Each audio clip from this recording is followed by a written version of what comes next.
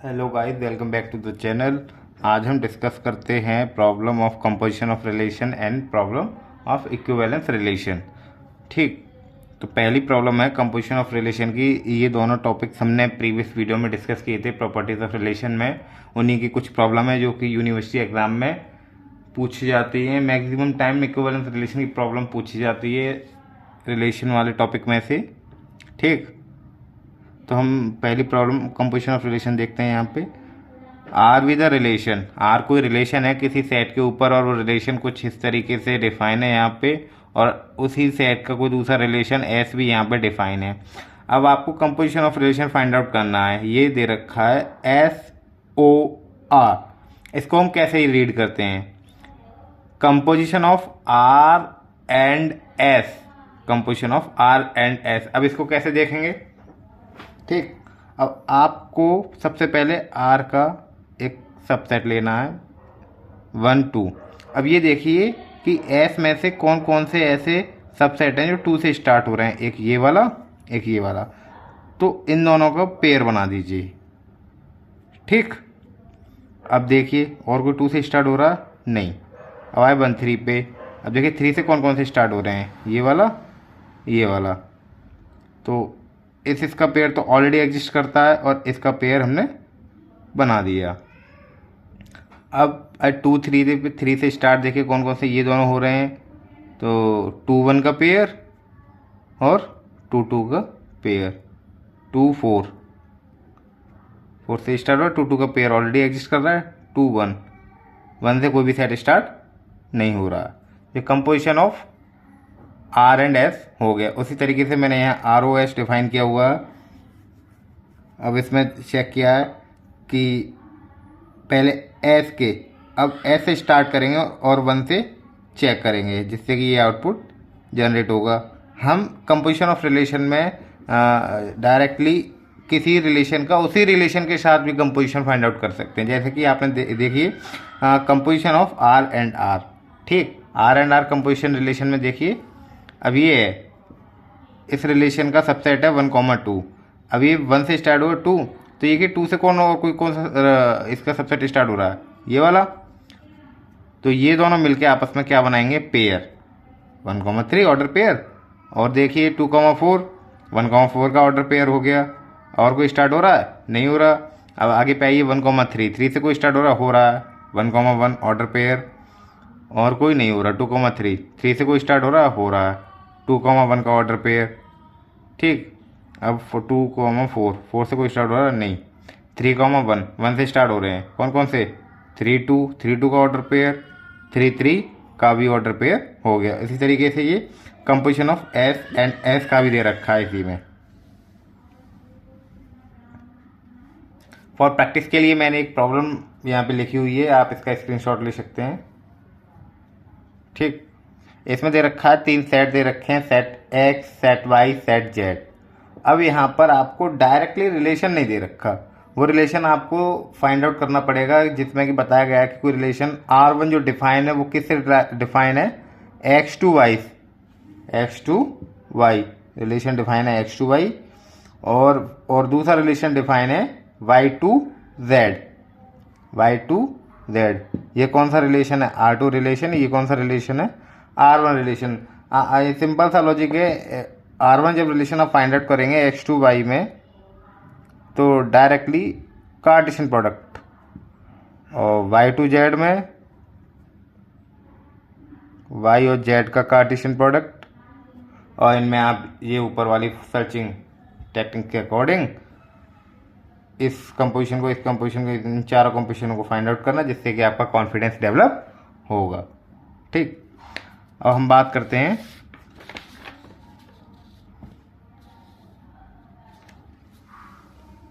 Equivalence of relation, most important numerical exam point of view से। मैंने यहाँ कुछ 2-3 न्यूमेरिकल डिस्कस किए हैं इस वीडियो में। वैसे कि इस टॉपिक में बहुत सारी ढेर सारी प्रॉब्लम है। आप अपने सिलेबस के अकॉर्डिंग जो बुक आपको सजेस्ट की गई हैं उन बुकों में से देखिए प्रॉब्लम को लगाना। या 2-3 प्रॉब्लम मैंने डिस्कस की हैं, इसी के बेस पे और सारी प्रॉब्लम भी होती हैं, तो देखते हैं। ठीक, prove that in the set of integers, prove करना है किसी सेट इंटीजर्स के सेट में से किसी रिलेशन को। इस तरह रिलेशन डिफाइन है कि एक्स रिलेट वाई, इस तरह जो रिलेशन है वो डिफाइन इस तरह है कि एक्स वाई से इस तरह रिलेट है कि जो उनका डिफरेंस है एक्स और वाई का वो डिविजिबल है 5 से। ये प्रॉब्लम आपसे ये कहती है कि कोई एक हमारे पास सेट है इंटीजर्स का, ठीक, उस इंटीजर के सेट में से एक रिलेशन है और वो रिलेशन, उस रिलेशन के जो इंटीजर्स ऐसे रिलेट किए गए हैं कि उनका जो डिफरेंस है वो डिविजिबल है 5 से, ठीक। हमें ये देखना है कि वो इक्विवेलेंस है या नहीं है। ये इसमें सिंबलिक फॉर्म में लिख दिया ये क्वेश्चन मैंने, ठीक। यहाँ ये बताया गया है कि x माइनस वाई यानी कि उनका डिफरेंस 5 का डिविजल। सिंपल सा बात है, अगर डिविजिबल है, अगर वो नंबर डिविजिबल है तो इट मीन्स वो क्या हुआ होगा, वो नंबर मल्टीपल जरूर हुआ होगा 5 का, और वो किस में बिलोंग कर रहा होगा, इंटीजर्स के सेट में। तो ये देखिए रिफ्लेक्सिव प्रॉपर्टी को प्रूव करते हैं। हमें पता है कि इक्विवेलेंस को प्रूव करने के लिए हमें RST सेटिस्फाई करना पड़ता है। RST means reflexive, symmetric, transitive, ठीक है। तो पहली प्रॉपर्टी हम देखते हैं रिफ्लेक्सिव। रिफ्लेक्सिव क्या कहता है? अब आप ये मान लीजिए कि कोई वो इंटीजर्स का जो सेट था वो इस तरीके से था 0, 5, 10, 15, 20 एंड सो ऑन, ठीक। अब मैंने सेट और इंटीजर्स की रेंज -∞ टू +∞ होती है, ओके। अब रिफ्लेक्स में मैंने आपको बताया है, जैसे 0 ले लीजिए, 0 माइनस 0, 0 आएगा। 0 मल्टीपल है 5 का, 5 के टेबल में 0 आता है।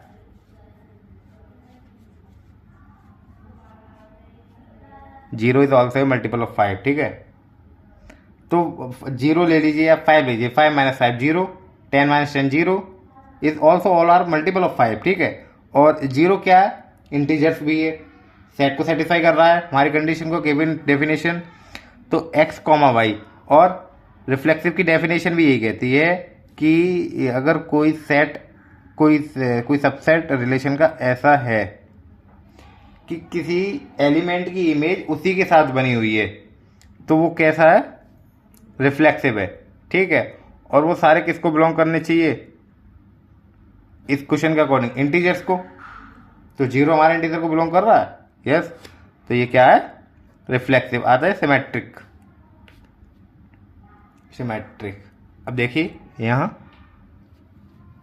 बहुत इजी क्वेश्चन है और बहुत अच्छा क्वेश्चन है, जिससे आपका कॉन्फिडेंस बिल्डअप होगा कि इफ x, y, अब यहाँ तक एक था, अब 2 ले लिए। 2 आप ये समझ लीजिए कि 5 और 10, 5, 10, 0, 5 as you wish for proving the question. मान के चल रहे हैं, वैसे तो ये सिंबॉलिक ऐसे ही प्रूव करना है। x, y belong to relation, ठीक है।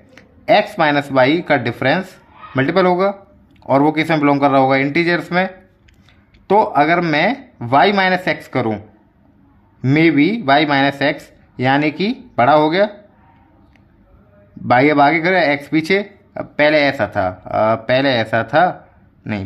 था 5 माइनस 0, तो क्या रहा था 5 इंटीजर्स को बिलोंग कर रहा था और मल्टीपल भी था। अब मैंने कर दिया 0 माइनस 5, क्या -5 इंटीजर्स नहीं है ना, और बिलोंग भी कर रहा है, मल्टीपल भी है। माइनस है तो क्या हुआ, मल्टीपल तो है, इंटीजर्स भी है, प्रॉपर्टी को सेटिस्फाई भी कर रहा है।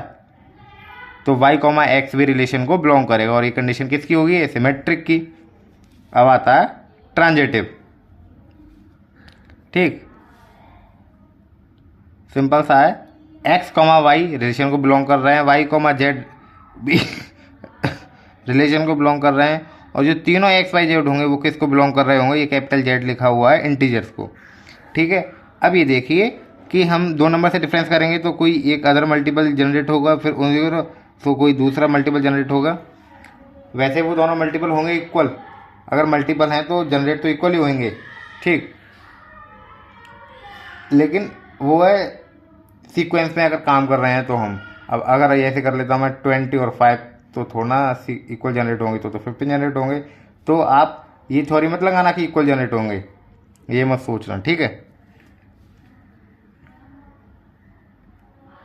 अब देखिए वही x माइनस वाई और y माइनस एक्स, तो हमने उन दोनों को ऐड करके देखा। जब कोई दो नंबर का डिफरेंस दो नंबर का डिफरेंस डिविजिबल था 5 से, तो उन दोनों का एडिशन भी डिविजिबल होगा 5 से।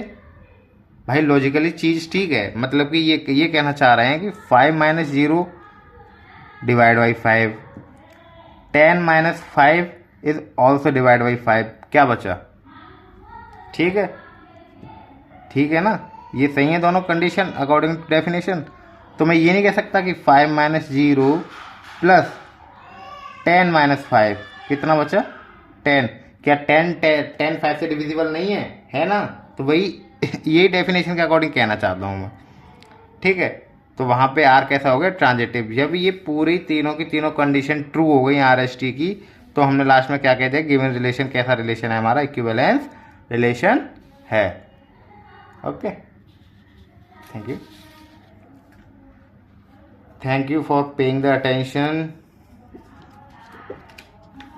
अब एक और क्वेश्चन देखते हैं हम, ये थोड़ा थॉटिकल है लेकिन अच्छा क्वेश्चन है, प्रीवियस ईयर के पेपरों में आया हुआ है, इसीलिए मैंने ये डाला हुआ है। सिलेक्टेड क्वेश्चन 3, इस वीडियो में मैंने 3 क्वेश्चन बताए इक्विवेलेंस के आप ढेर सारे क्वेश्चन अपनी बुक से प्रैक्टिस करेंगे, ठीक। Let R be a binary relation on set of all string, एक बाइनरी रिलेशन का सेट है। अब बाइनरी रिलेशन का सेट है तो किससे फॉर्म हुआ? वो होगा लॉजिकली ये 0,1 से, ठीक, 0 एंड 1 सच दैट उसमें ये a, A and B are string, A और बी कोई स्ट्रिंग है that have the same number of 0। वो स्ट्रिंग कैसी हैं? ए बी के जिन पे जो स्ट्रिंग है वो सेम नंबर्स हैं, जीरोस, ठीक है।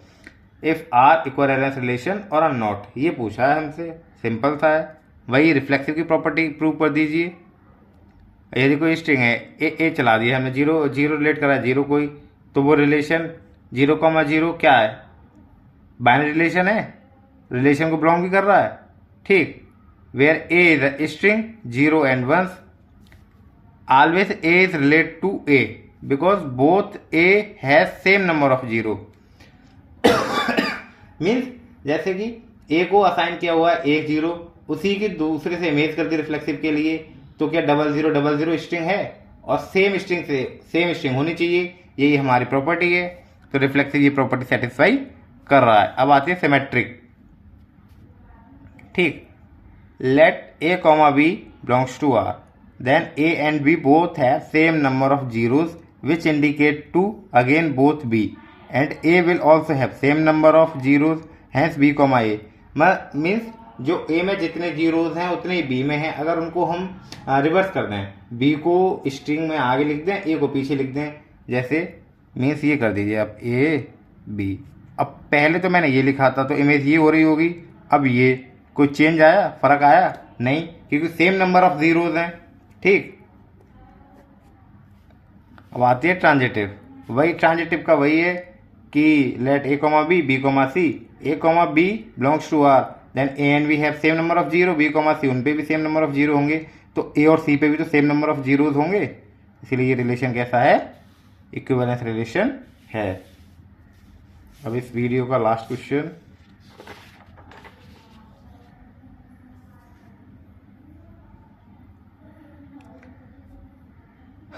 If R and S are two equivalence relation. अब इस क्वेश्चन में हमें ऑलरेडी ये कह रखा है कि कोई दो रिलेशन है और वो पहले से ही इक्विवेलेंस रिलेशन है किसी सेट ए पर, ठीक है। आर एंड एस ऑलरेडी कोई इक्विवेलेंस रिलेशन है किसी सेट ए पर, देन हमें प्रूव करना है कि उनका जो इंटरसेक्शन है, आर जो रिलेशन है इक्विवेलेंस रिलेशन है पहले से आर एंड एस, और उनका जो वो इंटरसेक्शन है वो भी क्या है? एक इक्विवेलेंस रिलेशन है, ठीक।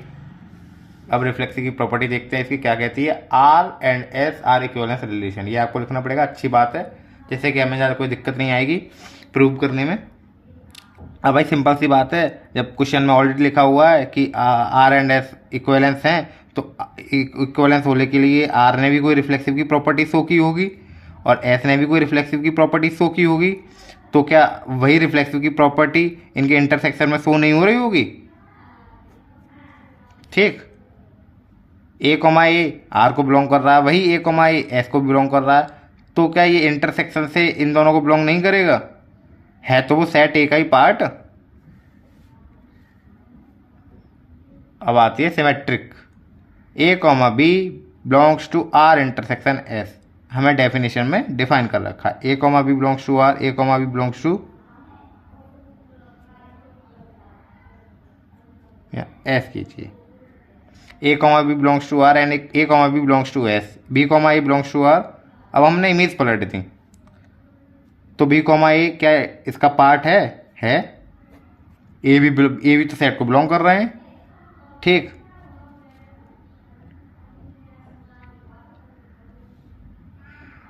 अब आते हैं ट्रांजिटिविटी।